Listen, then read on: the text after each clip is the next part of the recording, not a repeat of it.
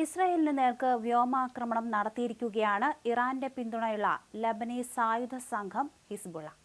Hezbollah തലസ്ഥാനമായ Tel Aviv, തെക്കൻ ഇസ്രായേലിലെ അഷ്ദോദ് നാവിക താവളം എന്നിവിടങ്ങളിലാണ് ഹിസ്ബുള്ള ആക്രമണം നടത്തിയത്. ഏകദേശം 160 മിസൈലുകൾ ഇസ്രായേലിന് നേർക്ക് ഹിസ്ബുള്ള തൊടുത്തുവിട്ടു എന്നാണ് റിപ്പോർട്ടുകൾ പുറത്തുവരുന്നത്. ടെൽ അവീവിലെ സൈനിക ലക്ഷ്യത്തിന് നേർക്ക് ഉയർന്ന പ്രഹരശേഷിയുള്ള മിസൈലുകളും ഡ്രോണുകളും തൊടുത്തതായും റിപ്പോർട്ടുകൾ പുറത്തുവരുന്നുണ്ട്. ഇസ്രായേലിന്റെ രഹസ്യാന്വേഷണ താവളത്തിന് നേർക്ക് ഹിസ്ബുള്ള മിസൈൽ ആക്രമണം നടത്തുകയായിരുന്നു.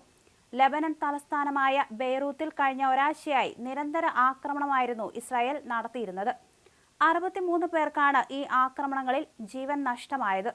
ഹിസ്ബുള്ള വക്താവ് മുഹമ്മദ് അഫീഫും കൊല്ലപ്പെട്ടിരുന്നു. ഹിസ്ബുള്ള നേതാക്കളെ ഓരോന്നായി തീർത്ത് മുന്നോട്ടു പോവുകയാണ് ഇസ്രായേൽ. ഹസൻ നസ്രുള്ള അടക്കമുള്ള നേതാക്കളെ നഷ്ടമായെങ്കിലും ഇസ്രായേലിനെതിരെയുള്ള പോരാട്ടം തുടരുമെന്ന് ഹിസ്ബുള്ള വ്യക്തമാക്കിയിരുന്നു. അതുകൊണ്ട് തന്നെ അവശേഷിക്കുന്ന നേതാക്കൾ മുന്നോട്ട് വന്ന് ഇസ്രായേലിനെ തീർക്കാനുള്ള പദ്ധതികൾ ഒരുക്കി. പക്ഷേ ഇനി ആരും ഹിസ്ബുള്ളയിൽ അവശേഷിക്കരുതെന്ന ഉറച്ച തീരുമാനത്തിലാണ് ഇസ്രായേലും മുന്നോട്ടു പോകുന്നത്. കഴിഞ്ഞ ദിവസം ഇസ്രായേൽ നടത്തിയ വ്യോമാക്രമണത്തിൽ 66 പേർ കൊല്ലപ്പെട്ടുവെന്ന റിപ്പോർട്ടും പുറത്തു വന്നിരുന്നു. ബൈത്ലാഹിയയിലെ കമാൽ അദ്വാൻ ആശുപത്രിക്ക് സമീപമായിരുന്നു ആക്രമണം നടന്നത്.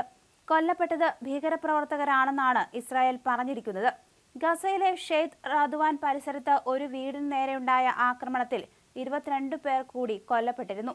അതേസമയം ഗസയിലെ ഷെയ്ഖ് റദ്വാൻ പരിസരത്ത് ഒരു വീടിന് നേരെയുണ്ടായ ആക്രമണത്തിൽ 22 പേർ കൂടി കൊല്ലപ്പെട്ടതായി പറയുന്നുണ്ട്. ഹമാസ് നടത്തുന്ന സിവിൽ ഡിഫൻസ് ഏജൻസിയാണ് ഇക്കാര്യം പറഞ്ഞത്. ഇതിന് പിന്നാലെ ബെയ്ത്ലാഹിയയിലെ ജനവാസ മേഖലയിലല്ല, ഹമാസ് കേന്ദ്രങ്ങൾക്കു നേരെയായിരുന്നു ആക്രമണമെന്ന് ഇസ്രായേൽ സൈന്യം പറയുകയും ചെയ്തു. അതേസമയം ഗസയിലെ ആക്രമണത്തെക്കുറിച്ച് ഇതുവരെ പ്രതികരിച്ചിട്ടില്ല.